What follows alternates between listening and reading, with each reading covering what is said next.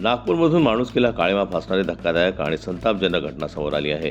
आर्थिक परिस्थिती आणि शिस्तीच्या नावाखाली एका दाम्पत्यानं अवघ्या आपल्या 12 वर्षाच्या मुलाला तब्बल 3 ते 4 महिन्यांपासून साखळ दंड बांधून ठेवल्याचा अमानुष प्रकार समोर आला आहे. या घटनेमुळे शहरात एकच खळबळ उडाली असून पालकत्व, बालहक्क आणि सामाजिक संवेदनशीलतेवर गंभीर प्रश्न उपस्थित झाले आहेत.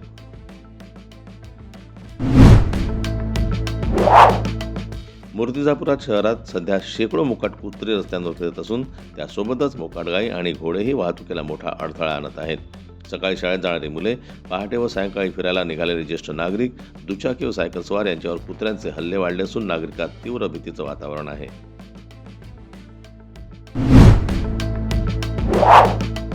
नागपूर महानगरपालिकेतर्फे पुष्पोत्सव 2026 शहरातील 10 उद्यानांमध्ये आयोजित करण्यात आला आहे. या पुष्पोत्सवात विद्यार्थ्यांनी मोठ्या संख्येनं सहभाग नोंदवावा यासाठी विविध शाळांचे विद्यार्थी उद्यानाला भेटी देत आहेत.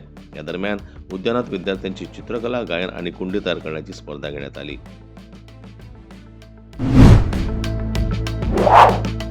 मुंबई महानगरपालिकेच्या प्रचाराला सुरुवात झाली आहे.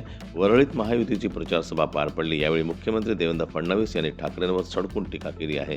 काही लोक आम्ही घेतलेल्या कामाचं श्रेय घेत आहेत असा आरोप करताना मुख्यमंत्री बोलले. मराठीचा मुद्दा घेऊन मनसे आणि शिवसेना ठाकरे गट या निवडणुकीच्या मैदानात उतरले आहेत. यावरून एकनाथ शिंदे यांनी ठाकरे बंधूंवर जोरदार हल्लाबोल केलाय. तुम्ही मराठी माणसांसाठी काय केलं असा सवाल यावेळी शिंदे यांनी उपस्थित केलाय. तसेच आज बाळासाहेब ठाकरे असते तर उलटं टांगून फटके दिले असते असं यावेळी शिंदे यांनी म्हटलंय.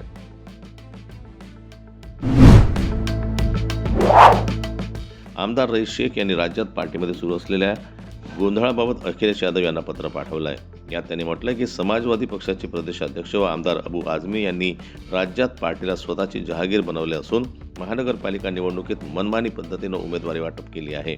परिणामी सपाच्या अनेक कार्यकर्त्यांना नाईलाजानं इतर पक्षाची उमेदवारी घ्यावी लागली असून पक्षात अविश्वास, संघर्ष आणि धुसफूस सुरू आहे.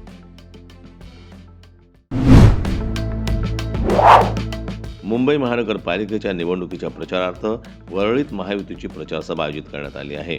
या सभेला शिवसेना, भाजपचे बडे नेते उपस्थित आहेत. यात मुख्यमंत्री देवेंद्र फडणवीस आणि उपमुख्यमंत्री एकनाथ शिंदे यांचाही समावेश आहे.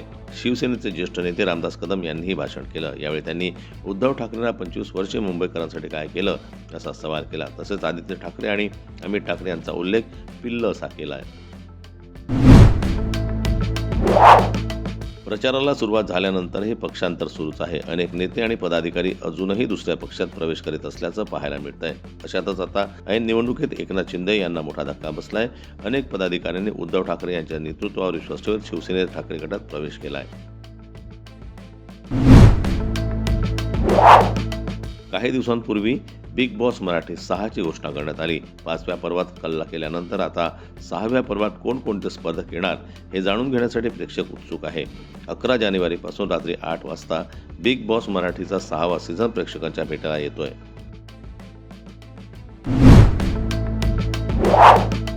सुप्रसिद्ध मराठी अभिनेता संतोष जुवेकर कायम चर्चेत असतो. अभिनेत्याला अनेकदा ट्रोलही केलं जातं. अशातच आता संतोषनं चाहत्यांना आनंदाची बातमी दिली आहे. याबद्दल अभिनेत्यानं सोशल मीडियावर पोस्ट शेअर केली आहे.